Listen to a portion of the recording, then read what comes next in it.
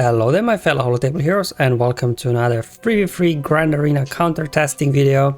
Now this is from week 2 of the current season, so we're halfway through already. Time surely flies. Now I've already done one video yesterday showing you some of the counters that didn't work, and as well the Galactic Legend battles that did. In this one I want to show you the remaining battles that I have, and also some Omicron characters in there, so hopefully it'll be interesting for you. I'll first start off here with Commander Luke Skywalker, Han and Chewie versus Palp, Mara and Starkiller. Now this Palp Starkiller team is a staple defense. Basically everybody that got Starkiller, more or less, they put this team down on defense. Taking it down without Galactic Legends is very challenging. Even some Galactic Legends I've seen and personally also experienced can lose versus this Starkiller comp. So you definitely have to take it seriously. Now some people reported that a CLS team can work as well. According to the GG data there report, it's about 50% win rate, and actually in my video yesterday I showed you how I failed to beat it, and today you will see a successful attempt. So from these two battles I did this week, I see there's only two pieces of RNG here. First one is when Mara opens up with her ability, she can target Chewie and stun him. If that happens, you will lose most likely, right? But this is how you play it. You go after Mara, then with CLS you push back turn meter on Palpatine, and then you just keep going after Mara, getting some nice counterattacks. You can't stun them unfortunately, but just keep going, keep going. As soon as Mara is down, you're halfway there. The second bit of RNG, obviously their Palp can stun Chewbacca, but the biggest piece of RNG here really is if Starkiller with his special would dare go after Chewbacca, he would daze him, and that's also can cause you loss. And this is what happened in my video yesterday. They landed daze on Chewbacca with Starkiller, and obviously was not getting assists, and I wasn't able to finish off Starkiller. But still 3v1, you will see Starkiller puts up a fight. He's got 30% chance to counter, and that's why I try to, you know, save those abilities like Shrug with the hand that doesn't attack, that you just get assist to reduce the chance of counterattacks. So there you go, CLS versus Starkiller can work if you need it to work. So up next we've got Troopers versus Maul. Troopers in 3v3, they pretty much can beat a lot of teams, more or less, pretty much all non-Galactic Legend teams. I've beat Darth Revan before with them. That was Darth Revan with Malag. Also Maul, they can as well go through him here quite easily. So definitely Troopers are a very good team to have, especially if you have high relic Dark Trooper. Mine's only relic 6, so there are some limits to what I can do with this team, but in this case hopefully, you know, you will be able to burn through these guys. There you go, my Dark Trooper relic 6. I do have him modded for as much offense as I could, and this was just about enough. Okay, so you can see from the report here from SWGOH, almost 89% win rate, so it's quite reliable. You just kind of, you know, go after Canderous here because he's taunting, and then we go after Bonex because she's taunting now. Obviously Maul will be counter-attacking, so you gotta watch out for that. We go. Okay, Maul counter-attacking, sniping some banners here. Here I guess you could go for the turn meter. I decided to go for the punch, but probably the turn meter ability would be better because then I would avoid that counter attack there from Maul. So a little bit misplay there, but it cost me a banner I think. But otherwise it seemed pretty, you know, kind of stress-free counter. Oh boy, this Dash team with Han and Chewie again, similar like this Palp Starkiller comp. This team is very popular on defense as well. I've seen it a few times. I did use Sith Eternal Solo once. I mean, that was easy, but in this case my opponent put lots of difficult teams down. I simply did not have any Galactic Legends left, so similar like that CLS versus Palp Mara team, I was forced to try something else. Now I've seen these Jedi Knight Revan people using, and oh boy it feels like you're just literally on the edge for the first couple of turns while they do all the big attacks on you. I mean, they have so much firepower, you'll see. Boy, here we go. But for some reason he has 95% win rate, but this doesn't feel like 95% win rate. The Exhausted Savior, we're all dazed now. Luckily Revan can clean this up, and what you want to do here is with Yoda you want to steal the offense up and critical damage up, and then you can spread it. So once you finally get a turn, there goes Revan. Luckily Julie had their revive lined up, so you can definitely see this one being tricky if you can't get Chewbacca out very quickly. But as soon as Chewbacca's down, you know, you survive that opening barrage of attacks, you should be good to go. But how can this be 95% win rate? I don't know. Maybe all battles go like this, that AI just not clever enough to go after Julie and then you can just revive everybody. So there you go, that was very stressful. Okay, so moving on, going up against this kind of team with bounty hunters and was Nest in there as well. So we got Dengar lead and then Zam, Omicron, so she a little bit boosts stats as well to herself and Dengar. But obviously in 3v3, not as much speed obviously as with 5v5, but still, you know, nice dare damage. And obviously we do have Nest here. She can be annoying, and I guess the idea behind this team is that you kind of get stuck behind the Nest, so definitely want to bring in here my bounty hunters with Mando, so Mando can just get his disintegrate off hopefully early in the battle, so we don't have to deal with Nest. And as you can see from the report, 100% win rate, this exact comp, so I'm like, okay, I felt pretty confident going in. Okay, so obviously going after Zem first because she's the weakest. We gotta get that contact triggered. We do have speed advantage here, so we should be able to get that contract very quickly. There we go, some Terminator removal, debuffs, no problem. I can clean up that with the Grief, disintegrate Nest, and I'm going to finish off Zam here and Dengar as well. So there you go, pretty easy, straightforward. I guess banners will slightly depend on whether Dengar is able to snipe some banners, but between healing there from Grief and Bossk as well, you should be good to go here, hopefully for the max 57 banner wins. Definitely very good use here of your bounty hunters. Up next we got Nute, quite fast Nute. I mean, fast Nutes in 3v3 can be problematic, you know, the extortion can spread very quickly if you don't keep cleansing it off. Got also decent speed on Dooku, and yes, we have that Nest again, and because we have Nest again, going in with my bounty hunters, so the same team, Bossk, Grief, Mando. We do have speed advantage here, so like in the previous battle, hopefully we can get our contract triggered rather quickly, and then obviously disintegrate Nest. Alright, let's go and hop in the battle now, and let's see who's the weakest. We have to go after Dooku. Let's see if we can land a stun on him now so he doesn't counterattack. That's good. Obviously, if there you don't let a stun, Dooku counterattack, stuns your boss, because this could go a little bit different, but I think you should still be able to pull this off, because this team doesn't really have damage, so as long as you keep cleansing off that extortion, I think you should be good to go. Okay, I'm just going to go after Nute Gunray. I have to take him out twice anyway. Disintegrate Nest, and at this point it's just a case of trying to time your abilities in a way that obviously Nute doesn't snipe some banners with his ability, extortion ability. So let's try and get him out before he gets another chance to apply extortion. There you go, max banners 57.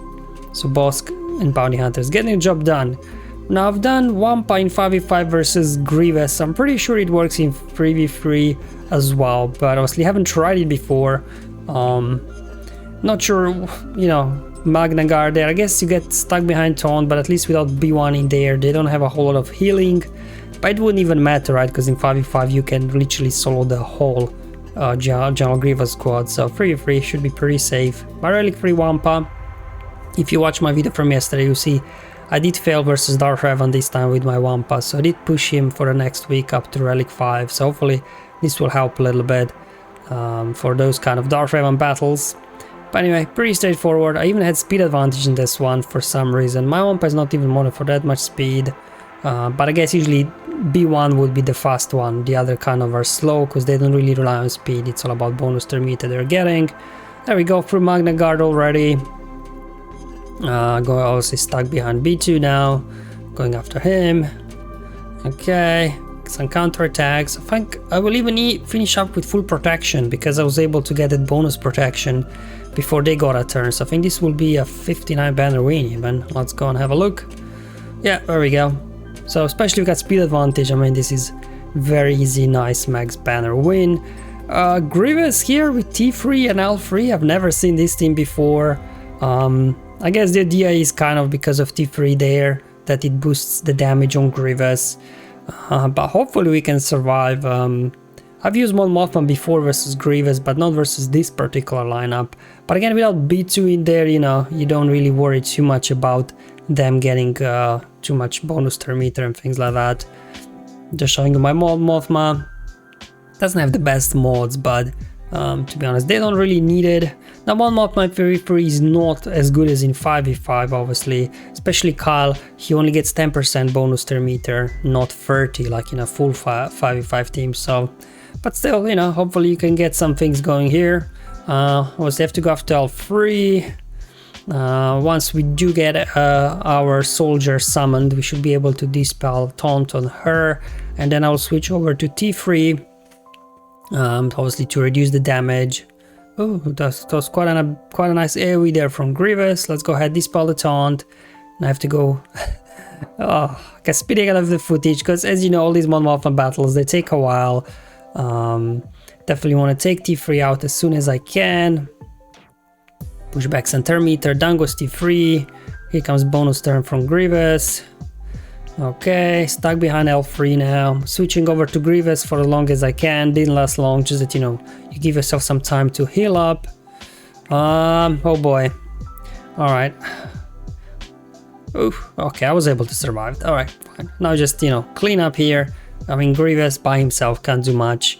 Obviously, he might snipe a banner or two away from you because you won't be able to recover fully as there. But, you know, you should be good to go here with Maul Mothma versus Grievous in 3v3. We got Hux with Sith Trooper and First Order Executioner. Going in with my Geos now. They do have speed advantage, and obviously, as long as Hux has advantage, you can't gain bonus turn meter. So the initial onslaught, we just have to survive the initial barrage of attacks. And luckily with the health equalization between Geos, you should be good, I think, there. Good to go. And also, while Hux has dominance as well, you can't counterattack. And as well, they will be counterattacking. So something to a little bit obviously work around. But, you know, Spy, he will be in stealth. So hopefully we can quickly knock somebody out whenever he gets a turn. My Geos, not amazingly modded.